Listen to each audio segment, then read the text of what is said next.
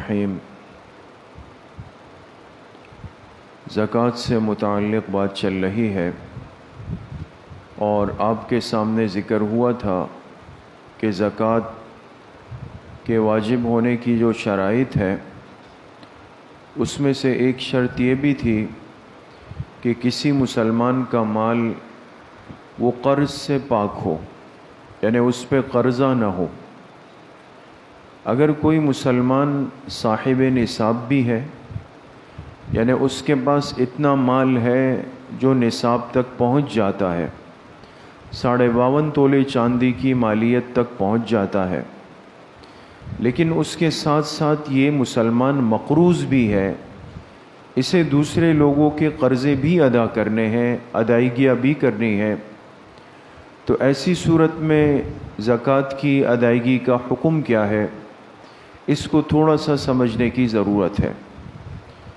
اس لیے کہ بعض دفعہ یہ غلط فہمی لگ جاتی ہے، بہت سارے احباب ایسے ہوتے ہیں کہ جنہوں نے یہ سنا ہوتا ہے کہ بھئی جو مقروض ہے اس پر زکوٰۃ نہیں، تو لہٰذا وہ پھر آگے کی سوچتے ہی نہیں، بس صرف یہ کہتے ہیں جی ہم تو مقروض ہیں، ہمیں قرضے دینے ہیں، چھٹی ہو گئی۔ حالانکہ اس میں تھوڑی سی تفصیل ہے، ترتیب ہے، جس کو سمجھنا بہت ضروری ہے۔ اگر ایک مسلمان صاحب نصاب بھی ہو اور اس پر قرضہ بھی ہو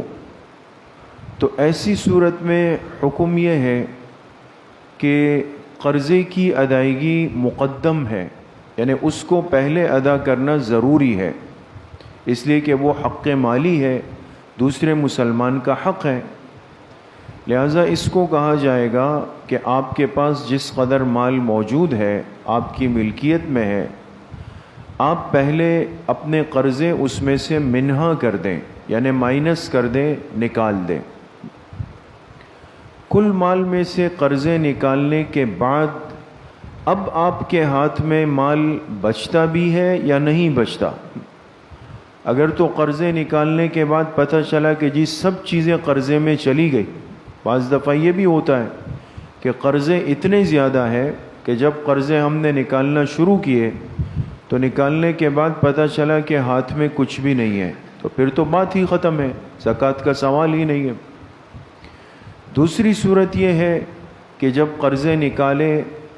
تو قرضوں کے نکالنے کے بعد کچھ مال بچ گیا۔ اب اصل بات سمجھنا ضروری ہے کہ قرضوں کے نکالنے کے بعد جو مال بچا، اس مال کی مقدار کو دیکھا جائے کہ یہ کس قدر ہے۔ اگر باقی بچنے والا مال اتنا ہے جو 52.5 تولے چاندی کی مالیت تک پہنچ جاتا ہے، تو اس صورت میں اس مابقیہ مال پر، بقیہ بچنے والے مال پر 2.5% زکوٰۃ اس کو ادا کرنی ہوگی۔ اور اگر قرضے ادا کرنے کے بعد جو مابقیہ مال تھا اس کو جب دیکھا گیا تو وہ 52.5 تولے چاندی تک نہیں پہنچ رہا تھا، تو اس صورت میں اس مسلمان سے زکوٰۃ ساقط ہو جائے گی، اس کے ذمے زکوٰۃ لازم نہیں ہوگی۔ جیسے مثال کے طور پہ آپ سے عرض کیا کہ اس سال 52.5 تولے چاندی کا نصاب 80,000 روپے ہے، کچھ کم و بیش، تو ایک آدمی کے پاس مثال کے طور پہ 1 لاکھ روپے پڑے ہوئے ہیں، اس کی ملکیت میں ہے، تو 1 لاکھ روپے تو نصاب تک پہنچتے ہیں،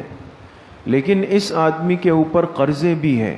ایک کے 10,000 دینے ہیں، ایک کے 20,000 دینے ہیں، ایک کے 30,000 دینے ہیں، تو اس کو کہا جائے گا کہ پہلے آپ اپنے قرضوں کا حساب کریں۔ اس نے جب قرضوں کا حساب کیا تو قرضے نکلے 60,000 روپے۔ 1 لاکھ میں سے جب 60,000 روپے مائنس کر دیے تو مابقیہ کتنے بچ گئے؟ 40,000۔ تو اب آپ بتائیں کہ 40,000 کیا یہ نصاب تک پہنچتی ہے؟ نہیں پہنچتی، لہذا اس سے زکوٰۃ ساقط ہو گئی، ختم۔ دوسری صورت یہ ہے کہ اس کے پاس 1 لاکھ روپے تھے اور اس کے ذمے قرضہ بھی ہے، اس نے جب قرضوں کا حساب لگایا تو اس پر کل قرضے 15,000 روپے کے تھے۔ 15,000 روپے ہم نے مائنس کر دیے تو مابقیہ بچ گئے 85,000 روپے، تو 85,000 روپے نصاب تک پہنچ جاتے ہیں، لہٰذا اس کو 85,000 کی 2.5% زکوٰۃ نکالنی پڑے گی۔ تو بہرحال یہ ایک اہم مسئلہ ہے کہ اگر ایک مسلمان صاحب نصاب بھی ہو اور مقروض بھی ہو تو اس صورت میں ترتیب یہ ہوگی کہ پہلے تمام قرضوں کا حساب کر کے اس کو مال میں سے الگ کر دیا جائے اور پھر اس کے بعد مابقیہ بچنے والے مال کی حیثیت کو دیکھا جائے۔ اگر وہ 52.5 تولے چاندی کی مالیت تک پہنچتا ہو تو زکوٰۃ دینی ہے، اگر نہیں پہنچ رہا تو زکوٰۃ ساقط ہو جائے گا۔